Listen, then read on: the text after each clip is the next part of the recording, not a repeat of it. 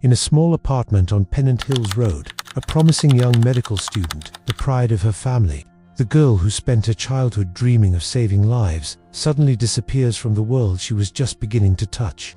Hours later, police step into a suffocating chemical haze, following a trail that leads them to a bathroom door, and to a horror so disturbing that officers are forced to retreat and call for backup. What they find inside doesn't look like a crime of passion, or even a moment of rage. It looks planned, calculated. Someone tried to erase her. But as investigators follow the digital breadcrumbs, store receipts, online searches, and a husband who vanished the moment emergency services were called, a chilling truth emerges. This wasn't just a murder. It was an attempt to make a young woman disappear forever, and it came from the person she trusted most. This is the story that left an entire community shattered, and it all began with a man terrified of losing control. She was the kind of girl people remembered long after meeting her. Soft-spoken, bright-eyed, carrying the kind of quiet confidence that always made teachers expect more from her. From the time she was little, she had told everyone she wanted to become a doctor, not for the prestige or the title, but because she wanted to help people. Her family would later cling to those memories, replaying them over and over. The way she stayed up late studying, the way her mother cried from joy the day she was accepted into medical school, the way her father proudly told relatives, "She is going to be someone important. Just watch." She didn't have to be reminded to work hard. She pushed herself naturally, driven by discipline and a deep desire to make a difference. She was in her second year of medical school when everything happened, balancing classes, clinical preparation, and the early pressures of becoming someone who saves lives. She lit up when she talked about her future. She wanted to specialize. She wanted to serve her community. She wanted to be the first in her family to reach that far. But beneath the surface, something darker was taking shape, something she hid so well that even her closest relatives had no idea their daughter was living with fear. Her marriage had started quietly, almost secretly. She had married Miraj Zafar only a few months earlier, in a private ceremony far away from the eyes and expectations of her family. It was impulsive, emotional, a moment she later regretted but felt too ashamed to undo. They were young, in love or something she mistook for love, and she tried to believe that every relationship had challenges. She told herself she could handle it. She told herself it was just stress. At first, the cracks were small. A raised voice here, a sharp comment there. Gradually, those cracks deepened into something heavier, something suffocating. Friends noticed she texted less, smiled less, went out less. She didn't attend study groups anymore. She didn't talk about the future with the same brightness in her eyes. She distanced herself, and when her friends asked why, her excuses were vague. But the truth came in small, heartbreaking confessions, messages she sent late at night when she felt safe enough to be honest. She told one friend he had been hurting her. She told another she regretted marrying him. She hinted that she felt trapped, that she didn't know how to leave. The most haunting message came the day before she died. She wrote, "I have nobody except you." Her friend tried to comfort her, told her to stay strong, that everything would work out somehow. But she replied with something devastating, "No, I hate him." Those were the last words she sent before everything went silent. Inside their apartment, the tension between them had been building. He feared she would leave him. He feared the marriage was falling apart. For someone like him, controlling, impulsive, unable to tolerate the idea of losing what he considered his, that fear twisted into rage. Investigators believed the final argument escalated quickly. Something snapped. In the confined space of that apartment, surrounded by walls that had absorbed months of conflict, he smothered her. The horror of those final moments was later pieced together by forensic experts. But the truth could never fully capture the terror she must have felt. She was 19. She was young, hopeful, and full of promise till the person she trusted most took everything away. What he did next was even more disturbing. Instead of calling for help, instead of trying to save her, instead of showing even a flicker of humanity, he made a decision that stunned investigators and horrified prosecutors. He drove to Bunnings and purchased 20 liters of concentrated hydrochloric acid. Surveillance footage later showed him moving with chilling calm, browsing the aisles, choosing the containers as if he were buying something ordinary. He returned to the apartment, dragged her into the bathtub, and poured the acid over her body. He left the store with a receipt he never bothered to hide. Hours later, he went back for more. During that time, He performed online searches, cold, calculated questions that revealed exactly what he was trying to do. He searched whether acid could destroy skin. He searched what kind of prison sentence he could face for murder. These searches, these receipts, these moments of deliberate planning would become the foundation of the prosecution's case. By the time a relative became worried and phoned authorities, it was already too late. Police arrived at the building around 4:30 p.m., expecting perhaps a welfare check. Instead, as they approached the unit, they smelled a thick chemical odor leaking from beneath the door. When they forced their way inside, the fumes were so overwhelming they had to retreat and call for specialized units. The bathroom was a scene few officers ever forget. Acid fumes hung in the air. Containers were scattered around the tub. The damage to the body was so severe that identification became impossible without DNA testing. The horror of the scene hit officers immediately, many describing it later as one of the most disturbing crime scenes of their careers. While police were trying to navigate the chemical hazards inside the apartment, the killer had already fled. He had called his mother earlier, telling her they had fought and his wife was unconscious. His mother, horrified, called emergency services, but by then, he was already gone. Police seized a truck connected to him in Greenwich, hoping to find clues. Meanwhile, he was asking his mother how much it would cost to fly overseas. The scene was clear. He intended to run, but the pressure began closing in quickly. News spread. Officers searched. Investigations intensified. And within 24 hours, whether from guilt, fear, or the realization that he couldn't escape, he walked into Bankstown police station and turned himself in. He didn't give a full confession. He didn't show much emotion. He simply surrendered, quietly, mechanically, letting the justice system take over. The shock reverberated across the community. A bright young woman with a limitless future was gone, and the brutality of the crime left people shaking with anger, grief, and disbelief. Her friends mourned a girl who had once been their source of encouragement and kindness. Her family mourned the daughter they had raised with love, discipline, and dreams. Her parents were left shattered. Her father, who used to kiss her forehead every night, now faced the unbearable truth of what had been done to her.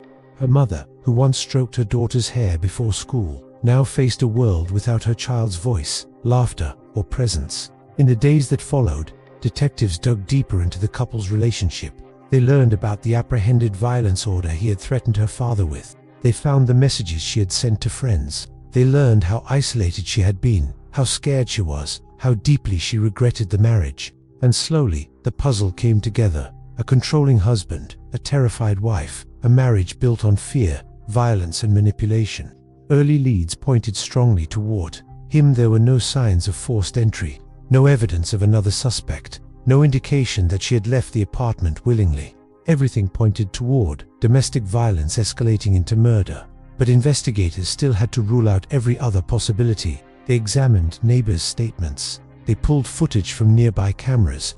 They looked into phone records, digital footprints, and spending patterns. Each step, each detail, narrowed the investigation further until all paths led back to him. Still, there were questions. Had anyone else been involved? Were there signs of prior planning?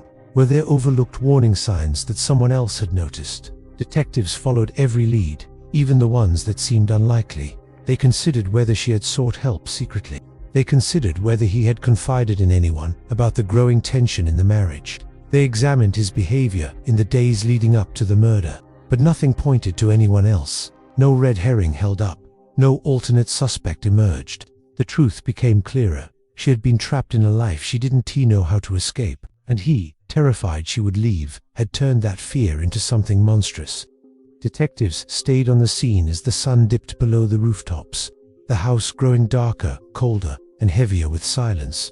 Every hour that passed carved deeper concern into their faces. They interviewed neighbors, friends, anyone who might have seen or heard something the night before. Most people reported nothing unusual, no screaming, no strange cars, no signs of forced entry. Others mentioned hearing a muffled thump around midnight, but couldn't say where it came from. A few recalled seeing a man pacing near Alyssa's driveway earlier in the week, but no one got a clear look. It was as though the night had swallowed all the answers. As detectives dug into Alyssa's life, they found nothing that pointed toward danger. No bad relationships, no financial troubles, no grudges. But something in her phone records caught their attention. a series of messages from someone saved under a friendly nickname, someone she had mentioned casually to friends, but never in detail. The messages weren't overtly threatening, but there was a tone passive-aggressive, controlling, the subtle kind of tension that builds quietly until it breaks into something violent. The last message sent to Alyssa from this contact came around 11:47 p.m., just minutes before she seemed to vanish without a trace. Detectives tracked down the man behind the messages, bringing him in for questioning. He appeared nervous, his hands trembling as he answered their questions. He admitted to texting her that night, said they'd had a minor disagreement, but insisted he hadn't seen her in days. His alibi was shaky at first, but after hours of questioning and footage from a gas station security camera confirming he was miles away, detectives reluctantly moved him out of the spotlight. But the unease remained. He seemed too eager to clear his name, too nervous, too rehearsed. Red herring or guilty conscience? No one could say yet, but investigators kept him on their list, quietly watching. Meanwhile, search teams canvassed the surrounding woods, drainage ditches, fields, and abandoned lots. Dogs swept through miles of terrain, occasionally alerting to something that turned out to be nothing. Volunteers hung missing person posters across the county, while social media flooded with pleas for information. Alyssa's photo-bright smile, warm eye spread like wildfire. Every share, every repost, carried the same desperate question: where is she? Days went by with little progress. Then came a disturbing call. A woman living a few miles from Alyssa's home reported finding something odd along a creek bed, a shoe, partially buried in mud, brand new, matching the type Alyssa had been wearing the night she disappeared. Detectives rushed to the scene. The shoe was indeed Hurst's same style, same size, same small scuff mark near the heel that friends recognized from a hiking trip months before. But the creek bed showed no signs of a struggle. No footprints, no drag marks, no evidence anyone had been there recently. It felt staged, almost planted, like someone wanted to mislead the investigation. Another red herring added to the pile, muddying the waters. For a moment, hope flickered. Maybe she was still alive. Maybe she lost the shoe while escaping. Maybe she hid somewhere nearby. But after hours of combing the area, nothing. Just the shoe and the oppressive silence of the woods. As detectives regrouped, frustration simmered beneath the surface. They needed a break, something solid to pull the case back on track. That break came from a place no one expected: a neighbor's old doorbell camera. The footage wasn't clear at first, grainy, low definition, recorded at a distance but with enhancement. A chilling detail emerged. Around 12:03 a.m. on the night Alyssa disappeared, a figure walked near her house. Not Alyssa. The person moved slowly, methodically, occasionally glancing toward her home, then disappearing behind the side gate. Minutes later, they reappeared, carrying something small and light-colored. They slipped back into the darkness. Detectives enhanced the footage frame by frame. The figure's face never appeared fully, but certain features stood out: the posture, the size, the oddly familiar gait.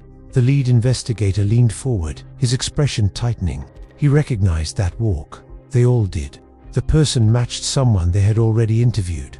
The man from the messages. The shaky alibi suddenly cracked open. Detectives brought him in again, this time with more force. No patience left for his rehearsed answers. At first, he denied everything, insisting the person in the footage wasn't him. But when shown the enhanced clip, something in him collapsed. He didn't confess, not immediately, but his eyes darted toward the door, his breath quickening, sweat gathering at his collar. Detectives pressed harder. He finally admitted he had gone to Alyssa's house that night, claiming he only wanted to talk things out. He said they argued, she stormed inside, and he left, nothing more. According to him, she was alive when he walked away, but detectives knew he was still lying. It wasn't just his words, it was what wasn't in them. The small gaps, the hesitation, the fear of saying too much. Then came the discovery that broke the case open. While analyzing Alyssa's phone data more deeply, digital forensics uncovered deleted messages, hundreds of them from the same man. Messages he thought he erased. Some were controlling, others jealous, and a few bordered on threatening.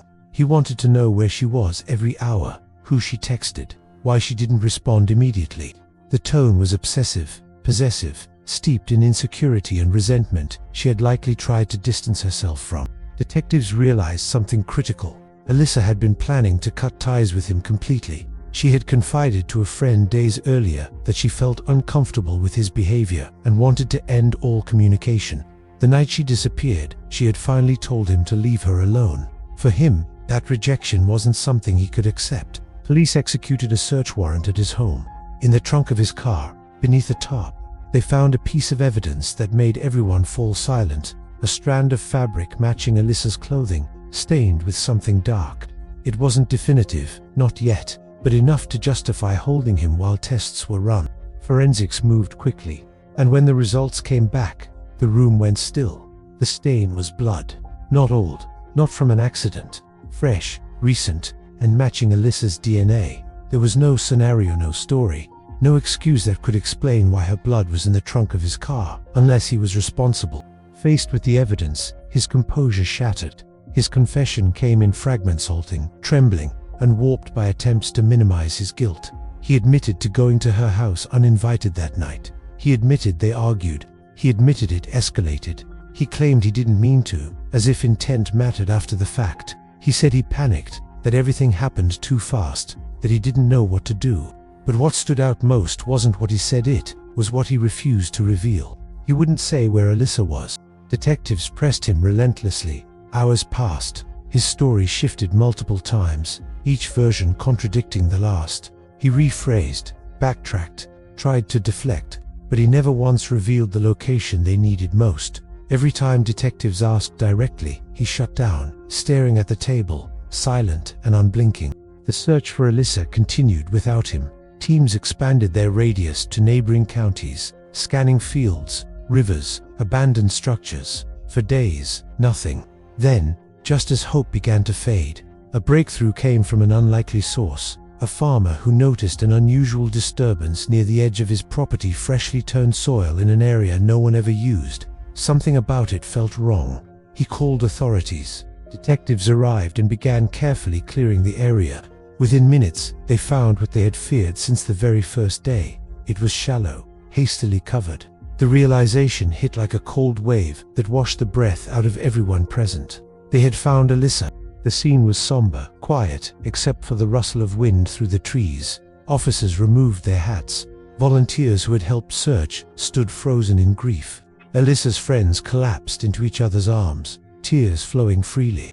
The community that had spent days hoping for a miracle now faced the bleak finality of reality. Alyssa had not died instantly.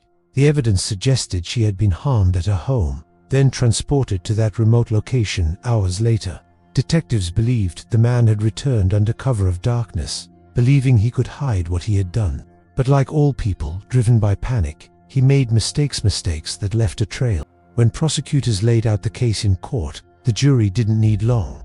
The digital evidence, the camera footage, the blood in the car, the conflicting statements, it was overwhelming. His attempts at minimizing his actions collapsed under the weight of truth. After a swift deliberation, he was found guilty of murder. The judge spoke with an icy sternness that filled the silent courtroom. The man had acted out of obsession, out of anger, out of a need to control someone who wanted nothing to do with him. The sentence was severe, reflecting the brutality of the crime and the life stolen too soon. In the months that followed, the community struggled to make sense of what happened. Alyssa had been a beacon of kindness, someone who brought warmth into the lives of everyone around her.